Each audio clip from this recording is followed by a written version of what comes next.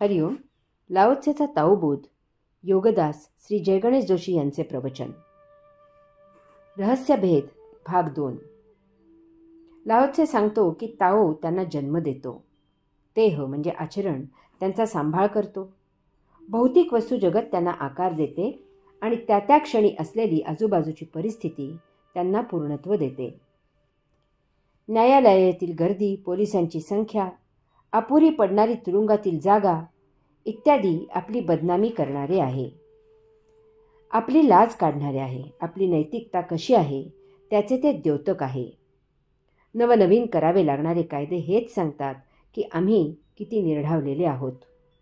हे सर्व हेच सिद्ध करतात की आम्ही आणि आमचा समाज किती मानसिक आजारी आहे, किती खालच्या पातळीचा आहे.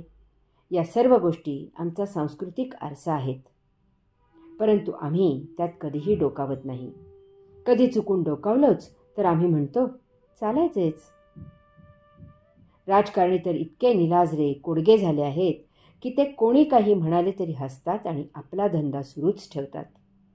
सापडत नाही तोपर्यंत तो साव आहे, ज्या दिवशी सापडतो त्या दिवशी तो चोर आहे. जो चोर ठरतो त्याच्यावर बाकीचे साव येथेच टीका करतात. हे टीका करणारे उद्याचे चोर असू शकतात. राजकारणी सत्तेला इतके चिकटून कशाला बसतात? इतका पैसा कशाला खर्च करतात? यासाठी लागणारा पैसा आणतात कोठून? राजकारणासाठी त्यांना इतका वेळ मिळतो तरी कसा?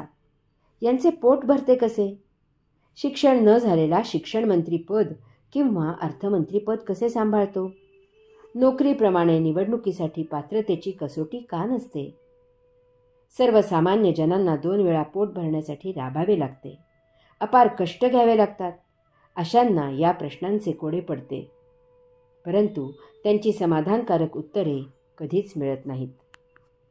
नीती स्वार्थाला पूरक असली तर पाळली जाते, ती स्वार्थाच्या आड आली तर ती फेकून दिली जाते. शक्यतो नीती पाळून आचरण केले जाते. जेथे उपभोग आहेत तेथे त्यांचे स्वतंत्र नीती नियम आहेत. अनीतीचे उदात्तीकरण आहे. निवडणुका जवळ आल्या की विकासाच्या कामांची घोषणा केली जाते. त्या पैशामधून निवडणूक निधी जमा होतो. देवळात दानपेटी ठेवली जाते. त्यातील 10 ते 50% रक्कम कसलासा निधी म्हणून बाजूला केली जाते. कंत्राटदार संगनमत करून निविदा भरतात. बाजारभावापेक्षा त्यांचे भाव नेहमीच चढे असतात. तरीही कोणताही ऑडिटर कधीही त्याची दखल घेत नाही. बाजारात काही विकत घेतले की विक्रेते बेदिक्कत विचारतात की पक्की पावती हवी की कच्ची पावती चालेल. पक्की पावती हवी असेल तर व्याट द्यावा लागेल. त्यांना याबद्दल विचारले तर ते म्हणतात पापी पेट का सवाल है, यही हमारे धंदे की नीती है. यांचे नीती नियम वेगळे आहेत. अनीतीवाले म्हणतात की नीती म्हणजे काय? तर तुम्हाला जसे वागायला आवडते ती नीती आहे, मग आम्हालाही जसे वागायला आवडते ती नीती आहे. तुमची नीती तुम्ही सांभाळा, आम्हाला आमची नीती सांभाळू द्या. दोन्ही त्याचीच लेकरे. लाओत्से सांगतो की ताओ त्यांना जन्म देतो. तेह म्हणजे आचरण त्याचा सांभाळ करतो. भौतिक वस्तू जगत त्यांना आकार देते. त्या त्या क्षणी असलेली आजूबाजूची परिस्थिती त्यांना पूर्णत्व देते. नीतिवान किंवा अनीतिवान दोन्हीही त्याचीच लेकरे आहेत. योगी भेद करू शकत नाहीत. जो निरोगी आहे तो निश्चितच कौतुकाचा आहे, परंतु जो रोगी आहे त्याला शुश्रूषेची गरज आहे, औषधाची गरज आहे. त्याच्याकडे जरा जास्त लक्ष पुरवावे लागते. निरोग्याने हे समजून घ्यावे, तो तर पैलतीरी पोहोचणारच आहे. तसेच त्या रोगी असलेल्यालाही पैलतीरी जायला मदत करायची आहे. तोही तेथे गेला पाहिजे. आईला 2 मुले आहेत.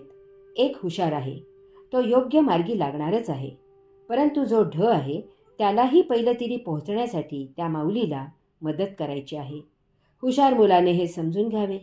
त्याने आईला भेदभाव करते म्हणून दोष देऊ नये. नीतीचा, चांगल्याचा, सज्जनाचा स्वीकार करणाऱ्या माणसाची यात प्रशंसा ती काय? त्यात विशेष असे काय आहे? ती तर नीती, चांगुलपणा, सज्जनता यांची प्रशंसा आहे. तो त्यांचा विशेष आहे. परंतु तो भेद न करता अनीती, वाईटपणा, दुर्जनता यांना जवळ करून त्यांना सुमार्गी लावतो, त्यात विशेष आहे. हे कोण करू शकतो? जो नीती अनिती, चांगले वाईट, सज्जनता दुर्जनता यांच्या पार पलीकडे पोचलेला आहे तोच हे असे करू शकतो. अशांच्या अंतःकरणातून, स्वभावामधून नैसर्गिकपणे हे सर्व प्रसवते. यास्तव लाओत्से सांगतो की ताओ यांना जन्म देतो तो स्वभाव असतो. नुसता स्वभाव असून पुरे होत नाही, त्याचे प्रत्यक्ष आचरण महत्त्वाचे असते. ते तेह करतो. ताओ साक्षी आहे, तेह प्रत्यक्ष कृती करतो. आत्मा साक्षी आहे, जीवात्मा कृती करतो. परमात्मा स्थिर आहे, माया चळवळी आहे.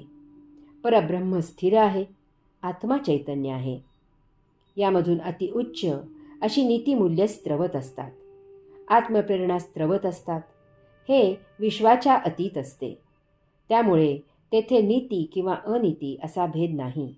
त्या दोघांनाही त्याचा लाभ मिळतो. ज्याला जसा विवेक असतो त्याप्रमाणे त्याचे आचरण होते.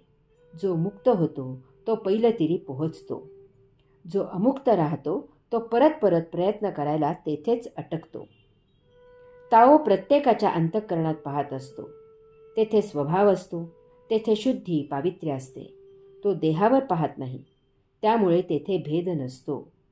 ताओच्या प्रेरणेने देह त्याला उचलून घेतो. आत्मा दिव्य ऊर्जा पुरवतो. जीवात्मा योग्य मार्गी आणायचा प्रयत्न करतो.